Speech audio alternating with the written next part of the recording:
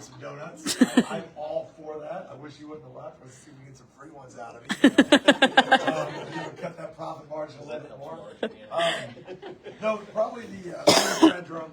I own Be Fit CrossFit. I'm going to keep walking away from Don't do that. All right. No, I'm excited to be here talking to you guys today, and been doing this for 15 years. Started in 2010, and let's see, what is the first thing? Yep, owner operator. So Cody Israel is my head coach. He's a personal trainer. Riley Higgins, he's my sports performance trainer.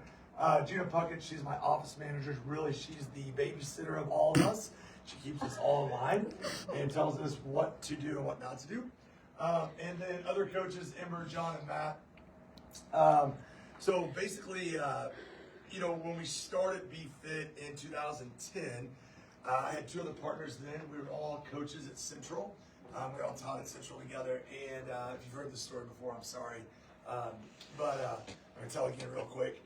Basically, we wanted to help students move from just high school athletes to collegiate athletes.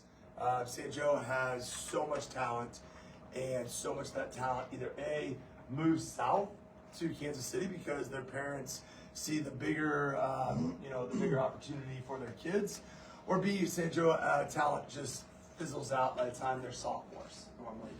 And so I still watch this today. I'm still so sad about watching kids not make the best of it. I actually was talking with a client just the other day, and they said, well, I'm good enough. And I'm like, well, what do you mean by that? Well, I'm good enough. I've come this far and I've gotten this much. And I'm like, I don't think you can ever be good enough when it comes to athletics. I was told in college, I had the opportunity to play Missouri State. And one of my coaches said, the enemy of great is good. When I'm good enough, that's the enemy of being great. And I feel like San Joe has so much talent. And that's what we looked at, 15 years ago when we were open to Be Fit. It's like, man, we've got these kids that could get scholarships for athletics, and they just were not getting it because they were just a little slow. They were just a little weaker. They were just a little not as athletic as they could have been. And it's like, gosh, we can help these kids. So from there, alrighty, I had two partners. They're great guys. I always I teach a class out of Missouri Western now, an exercise science class, and I always tell my kids, well, my partners, I killed them, they're dead now, but not really. No, Toby and Brenda are both, they're both alive, so don't worry. I said on Facebook, I really killed them. I joke around about that. But we have evolved as a company from, don't be texting the police on me. I don't know. Brenda McGinnis and all those guys, they're on my side, okay? But no, we've evolved as a company from just like looking for helping high school athletes and middle school athletes progress to like this idea that we meet everybody where they are. And that's really kind of what I have up here. Our coaches meet people where they are in their physical, emotional, and personal journey to become the best version of themselves. CrossFit and personal trainers are our avenues to build into people's lives. So as I kind of really dug deeper and really drilled down into this idea of fitness, the actual training part is maybe like 15%, okay? It's the emotional side, and we want to give people the best hour of the day. And so, if home life is rough, maybe in marriage, maybe with kids, maybe with whatever, right? If work sucks, right, which sometimes it does. And if just finances are hard or whatever the situation that you may be dealing with, if you can come to the gym and you can work out for that hour, if we can give you the best hour of your day, then we're winning. Maybe, and what's funny is I had a client just the other day too cry on my shoulder. They were just going through some really rough stuff, and I'm like, let's talk. And so we talked. They worked out really hard and they walked out refreshed. And that's really the thing that we want to go after. Sure. Do I want to see you do a 300-pound deadlift? Great. If you get there, great. If you don't, be fun. But that's not what's going to sustain you. That 300-pound deadlift is not going to change your relationship with your wife or your husband or your kids, right? But if I help release some stress by putting you through a workout that give you some confidence as a 7th grade girl who deadlifts 150 pounds. Man, I walk into Truman Middle School or I walk into Savannah Middle School the next day and I have confidence. I've done something hard. I've gotten better. And that's really the idea. I remember, like my daughter, okay? She's a figure skater, she's a track runner, and, not just because she's my daughter, but she last year, she did track for the first time at Savannah Middle School. And she ended up being like the fastest of all the 7th grade boys and girls and all the 8th grade boys and girls in track. It's like, let's go, okay? But the confidence that gave her, she kind of had a rough go with just some like social interactions in the middle school. I mean, what middle school kid doesn't, right? And her having that confidence of being the fastest on the track team of all 7th and 8th graders, man, like that elevated her. And I'm just like, that's what, when kids walk in, if we can give them that confidence, when adults walk in, hey, I did something that I never thought I could do, that transfers over, I'm going to have the best hour of my day because I went to the gym. So, alrighty, like I said, here it is. We started, basically that's when I just went over. And we did start on the track at Central High School. It was the it was the old track now. Now there's a new one that's down, but, we're going to improve the entire family. My target market is all ages. Anyone looking to improve their fitness, okay? Every one of you in here, CrossFit is for you, all right? And that's probably the big marketing key that CrossFit is helping us communicate now, is that no matter if you're Mike Holden of 2015 or if you're Mike Holden of 2026 or 25, that's a different guy, all right? It is for you, okay? And that's the thing, no matter where you start, we're having Friends Month this month, and we've had about 25 new people through in the last week, which the goal is our members bring their friends to try this out. And it's so much fun this month. It's a lot more work this month because we're trying to get new people rolling through. But like to see some of these new people come in and do some of these lifts, they're like, wow, I didn't know I could do this. We're like, dang it, I want to be able to do this. So both sides have like excitement, but also frustration. And so hopefully we can continue to have those people come in. Hopefully we close, 25% of those new people this month. That would be huge to gain 4 to 6 new members through Friends Week or Friends Month. So it's about average. But in looking to improve their fitness, alrighty. Economics. I am not as good as that guy was. So I'm glad my banker doesn't ask for those numbers. So we did not do 7. I think if I even mention price raises, I get stabbed almost. Okay, by my members, everyone's like, "What?" Right? To do seven price raises in a year. I mean, I don't think I would have anybody left. All right. But we, the business is stable. It's an interesting market in San Joe where, we have more restaurants per capita than anywhere else in the state of Missouri, right, up and down the belt, other than maybe Springfield. But it's very interesting getting people to see the significance of fitness and health and thinking that, if I'm just walking on a treadmill but I grab my bag of M&Ms out the door, that's good enough. All right, and that's interesting. So revenue has increased by 10 to 15,000 over the years. Not that that's all profit by any means. My trainers have been with me. My one trainer's been with me 8 years, and so that Cody has. So obviously his salary has had to increase. My salaries have had to increase. I tried to increase my teaching salary because before, like I said, I was a teacher. So obviously, replacing my teacher retirement, because that was a big thing that I said. I have to be able to put money away, and I'm sure all small business owners understand that. If I'm willing to give up my teaching retirement, I've got to be able to make that investment back into myself. And so that's probably some of the hardest things, is just keeping up my salaries to be able to maintain good employees. My head coach, Cody, and then also Riley, my sports performance coach, I feel like they're both making livable wages right now, but they also have to, as prices go up, they have to make more money too. So that 10 to 15,000 definitely gets eaten up. The expenses, probably some of the things that get me the most is, cost of equipment goes up, so replacement equipment, but insurances, man, that's the hard one for me.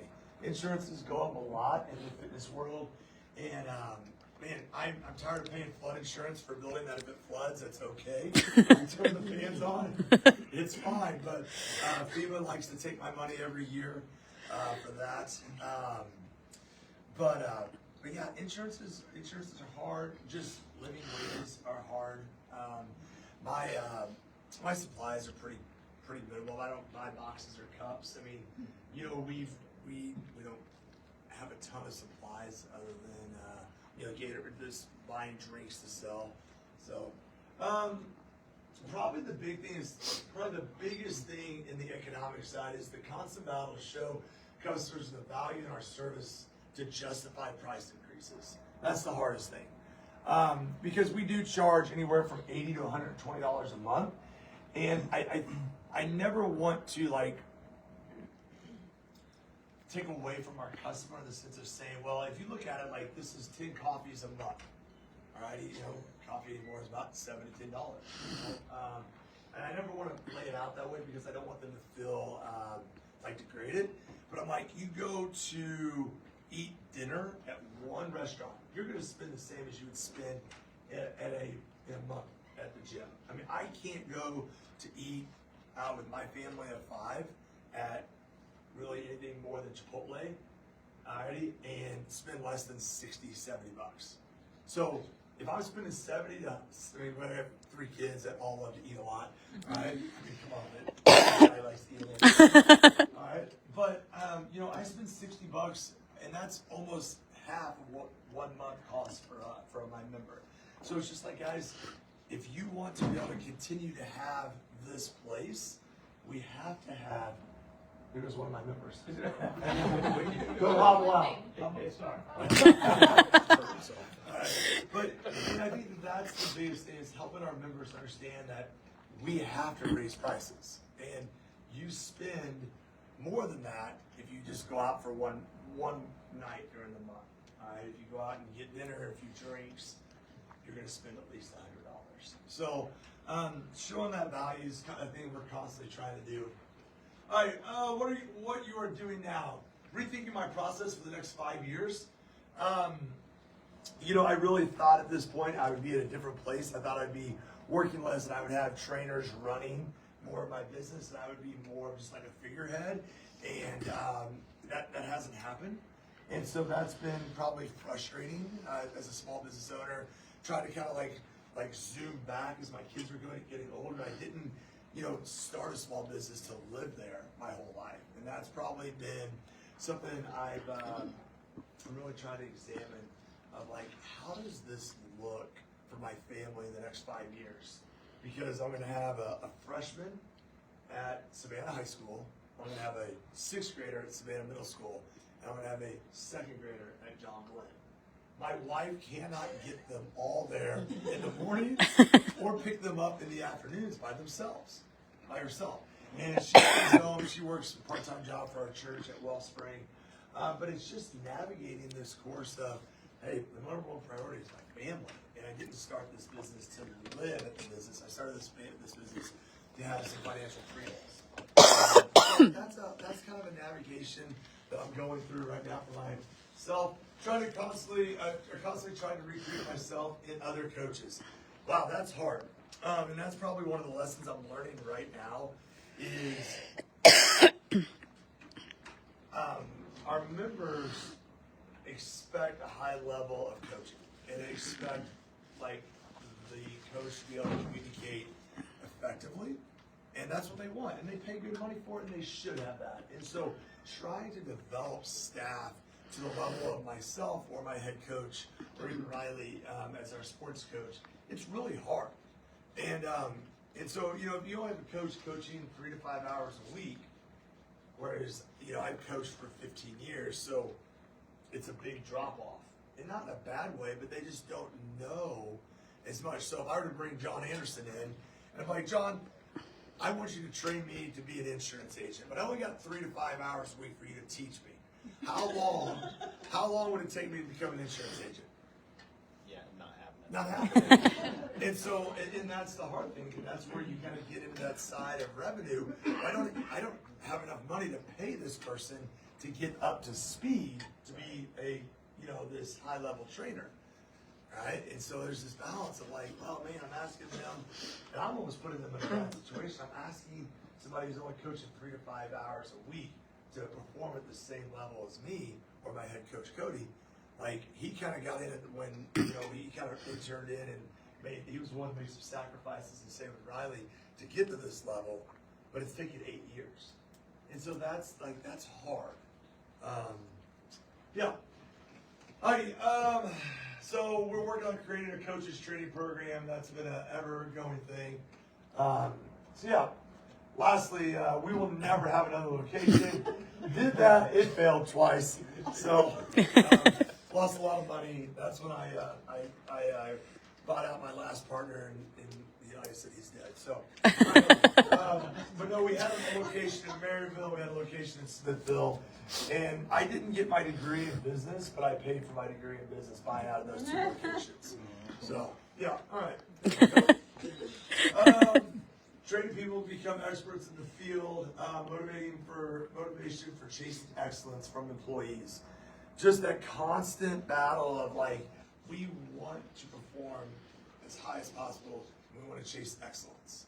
And I think that's the thing that I really try to, when I coach, is like, I want to give my people the best hour of their day. And the way I do that is I try to make everything excellent for them. And I try to get my coaches to come along with me in that. And so it's a process for sure. All right, here's what you can do for us. What questions can I answer? Who wants to show up for Friends Month? She's already one. Muse art, yep. Yeah, Muse been here 3 days this week. So She's alive and walking. yeah, she's doing great. So I'll see everybody else the rest of the month for free. You get all of October for free, huh? All under my friends. Exactly. Sign up under me, guys. Yeah. Talk a little bit about your succession planning and where you're starting and just the process you're going through, because like your business, my business, most people's business is not going to excel and succeed with the face of the company not good. And that's the question I'm asking myself. So, at least not at the same rate. yeah, and that's just it. That's where I'm at. I mean, that's the brick wall I'm beating my head against as a small business owner.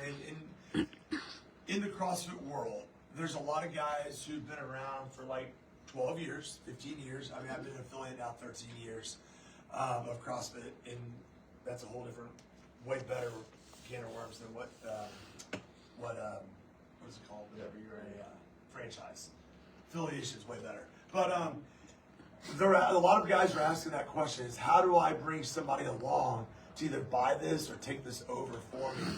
And I've not found a good place for that. And that's what I really thought would happen with my head coach, Cody. And I should have asked him in January. I was like, do you want to buy this from me? And he goes, let me talk to my wife. And he came back and she was like, no. I'm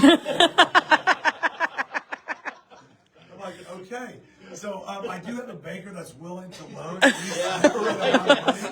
somebody wants to buy this.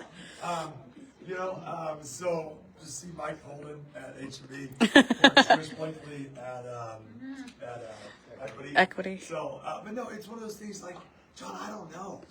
And that's what I'm trying to beat my head around, because forever I thought, hey, I'm going to be able to like continue to step back and bring somebody in. And I heard probably one of the best things I've ever heard by a podcast that's actually called The Best Hour of Their Day. And they're like a consulting firm for CrossFit gyms. And I listened to their podcast a lot and just like try to absorb. And I actually considered doing a consultation program with them, and then I found out it was $20,000. And I was like, oh. Now, Mike said no. Now, here's the deal. They did guarantee that I would make my $20,000 back 2 times, like at least double that, or they would continue to work with me until I did. And they have a whole system, but I was just like, gosh, $20,000 up front is like, they're like, well, we can finance it. I'm like, sure, that's great. Finance it, yeah. No, they said they could finance it. But I looked at that, but one of the things I heard them say, and this is a question I'm constantly asking myself, who wants to buy a job? Who wants to buy a job? And I was just like, oh my gosh. Well, I couldn't talk you into buying my job. You'd hate yourself. Right? Or you know, I mean, who would want to buy my job? Nobody would. You know? And I more I thought about that, I think I would feel really bad if I could, you know, sell, if I sold, let's just say an arbitrary number, sold this to somebody for $1 million. Well, they're going to try to pay me, pay themselves, and then grow the business. Like, that's not going to work. So I'm trying to kind of rethink how does that look, and that was one of the things I think I said earlier. Is just like I'm constantly like reinventing, trying to constantly like think through this. And so, you know, I've made a change in how us coaches are operating to where. One thing I've done, I had multiple coaches coaching different nights and like kind of some tiering stuff. And I said, okay, we're going to take that all away. And now Cody and I are going to be the only coaches. And my other coaches, except for Riley has all the sports performance stuff. So that's like Riley's gig. And then Cody, like I have mornings this week, I have evenings next week, and Cody's the opposite of me. And we have a little bit of personal training in between. And so my thought process is over the next like 18 months, if we can kind of solidify this as, you know, you're going to work 25 to 40 hours, depending on how much personal training you have, all right? Like, one day, if I could say, hey, put a resume out there. Okay, experienced CrossFit coach. Won't take anybody without 3 to 4 years of experience coaching. You know, like, could I bring them in to replace, put a part of Cody and I's both of our stuff? You know what I mean? And then, like, or just maybe just mine. You know, and so slowly working. So I'm trying to set it up to where it's more of a job description versus like, I wanted to hire somebody. Well, I'm going to have you coach 2 hours here and 1 hour here and 3 hours here. They're like, you would coach a block. This would be your week of the mornings. This would be your week of the evenings. So trying to kind of define roles better, if that makes sense. And I think that's kind of the path I'm trying to navigate. Well, I mean, kudos to you for figuring it out, because with your, you know, your faith life and your family life, all that stuff comes first. Yeah. And so at the stage your kids are in, you know, this isn't sustainable. Yeah. No. And I'd gotten back to where I was working 12 hours, and then, you know, and one thing too, in that, like, I actually had a member pose me this question about a month ago. They said, hey, you know, you have class and you have personal training. Class is an infinite amount of revenue. I mean, because I could pack 25 to 30 people in class if I needed to. And we have a big enough space. We have enough weights and barbells. I mean, I have 65 barbells, okay? That's a lot of barbells, okay? But personal training is finite. I only have so many hours in the day. I can only charge so much, and again in San Joe, I can't charge $70 to $80 an hour. I'm lucky to get in 35 to 50 a session, and so it's one of these things of like, okay, I've got to put my attention towards the classes. That's where my revenue stream can increase.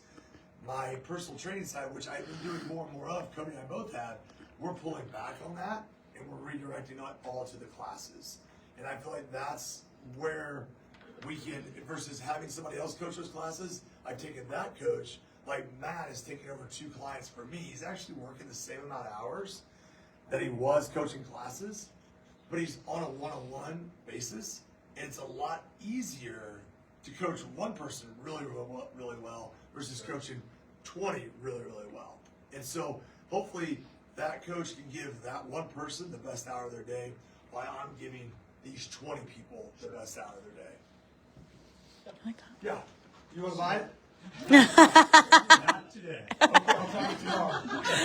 Let's keep going with that Sounds idea. good. Yeah, okay, with the thought of classes, keep that in mind. So then, what about outreach, and what pockets of the population do you think might benefit from that? Maybe an example. Think of the reserve here, as well as then the different governmental entities, police department, fire department, and how they need to be essentially keep their. I don't know if that is that of any benefit or is something already going on there. Well, I tried to get Jake Reiner to come for years. And he's a captain. Oh, what's that? He's busy. He's busy. No, Jay's one more year. Jay's a friend of mine. We coached wrestling for a long time together. Or I guess just 1 year at Central. But anyway, so You get the just the I idea. 100%. And you know what? Again, I've got 3 police officers who come to the gym. I've got 2 firefighters who come to the gym. I've got about 7 military from the base that come to the gym. So many of those individuals, like, don't see the value in what we do, that they can do it on their own. You know, there's, plus, they'll say it's cost, you know. We'll see, like this. What about the new recruits? Because they have to have a certain level of athleticism, physical. Yeah, right? but most of the time, new recruits normally get sent off, and I'm just, because we've went down these roads. So at one time, yeah, we worked with the Marine recruiters, we worked with Army recruiters. They have to go to maps and all that other stuff, Right. getting them ready for it. But most of the time, those kids, like those high school, like early college kids, are getting recruited. They don't either A, have the money, or they're not willing to pay, because the recruiter is just going to make them go out and run 2 miles and try to get them those test numbers, and then they send them off. So we actually had the leading Air Force recruiter in the nation here in San Joe for a while, and he lived here for 3 or 4 years. I think it's how long Phil was here. And in those 3 or 4 years, we did a lot of stuff of like bringing kids in and like getting them to do it, but kids didn't want to stay. But isn't there a way of being able to obtain a contract from those agencies to be I able would to? love that. I have no idea how to do that. How to get that contract. I would love that. I thought about that forever. But my dear brother, who's what is he? Lieutenant Colonel. Thank you, Lieutenant Colonel. What is it? Yeah. I can't even get him to do, like, he doesn't live around here, but he lives in Hawaii. Like, you know, rough life, right? I try to get him to do CrossFit out there, and he's like, no, man, I can do it on my own. You know what I mean? He's like, no, the Army won't pay for it. You're right. You've got that mentality. Yeah. There's a segment of the population Yeah. that sees the value. Exactly. And kind of maybe the thing is that if I'm on my own, I'm in my center. I'm not pushing myself out of it. You're the guy that's pushing me out of it. Exactly. To make myself better. Yeah, thanks. I'm hoping, you know, Pete's initiative will help me out there. Because we did actually have one new person show up today who's like, you know, with Pete Hex's new, like, initiative of, like, basically get tough or get out. You know what I mean? Whether you agree with that or not, she's like, hey, I've got to get my physical fitness up or I'm going to lose my job. So I'm like, okay, that's a great thing. Right here. Okay. And B-Lash, yes, we can be more employees. So mine's kind of a question, but one I want to say, I think like most people think CrossFit's very like intimidating. They can't do it. And like, I would say like, just go in and try. Like what is it? 3 classes or 1 class for free? Well, right now it's whole month. Right now the whole month is free.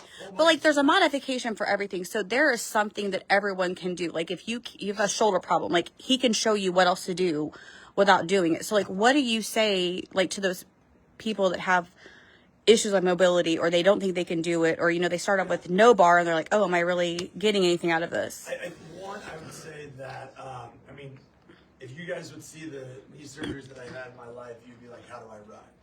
All right. And Dr. Miller told me, you know, you still move. He's the one who did my surgery here in town, Brett Miller. He's like, the reason you still move is because of what you do. If I were to sit at a desk job, I wouldn't be able to do what I do. And so it's one of those things of helping people understand that it's not about weight. It's not about the actual movement you're doing.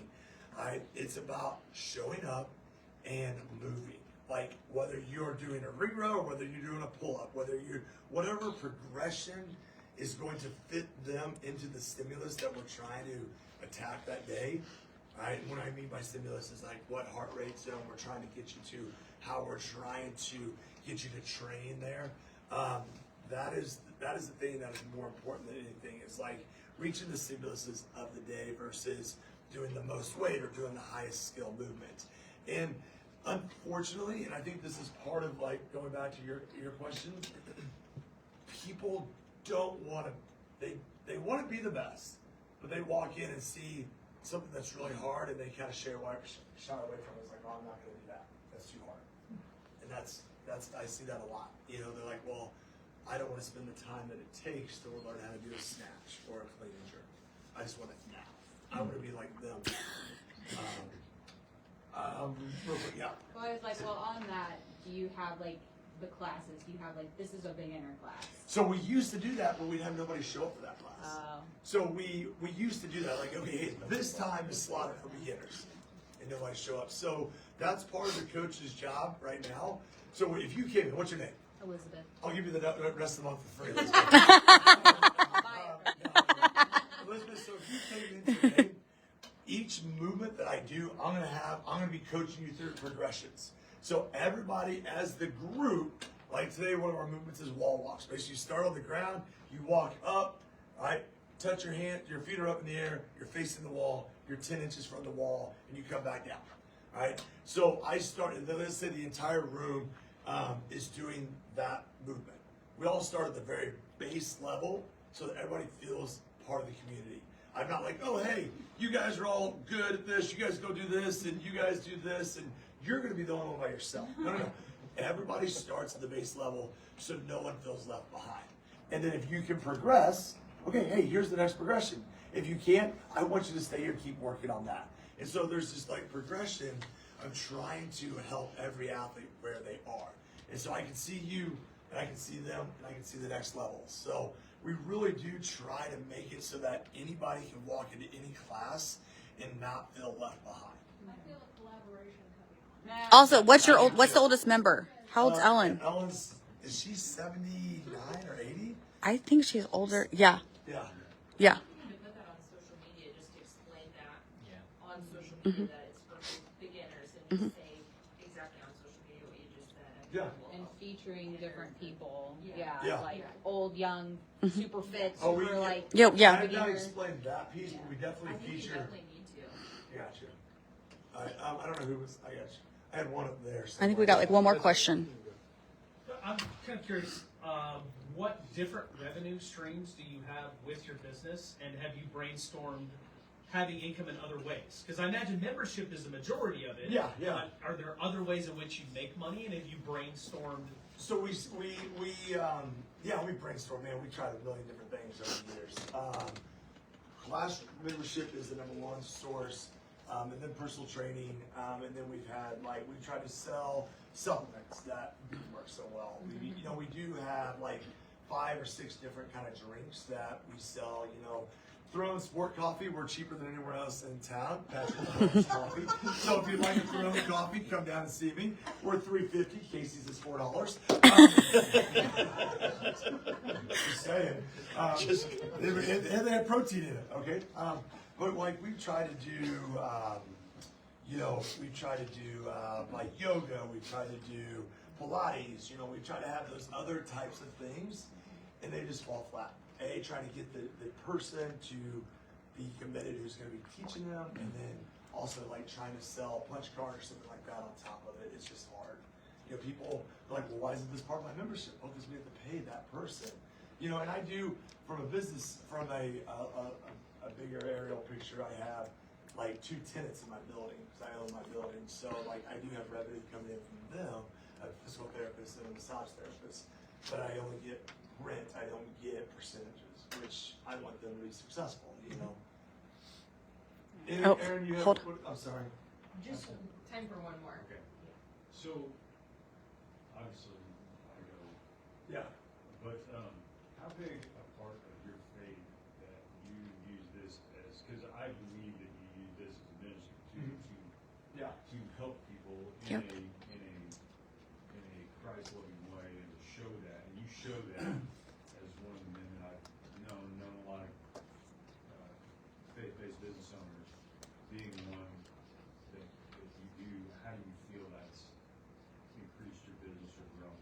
think people, when they see, I mean, our mission statement, we talk about CrossFit being rubber and iron. It cracks and fades and breaks and goes away to these last forever God's word made souls. It's on the back of my ticket. Exactly. And I think people, I think that's something that draws, that they know we're more, like I said earlier, we're about the whole family, we're about the person and the emotional, spiritual, all those things. I think that's a draw.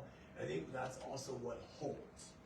If people get really connected into that aspect of this is a community that supports you and loves you and cares about you, then I think that changes their perspective on whether I'm going to just go after 6 months because I'm tired of this, or I think that holds people in. And I think that's the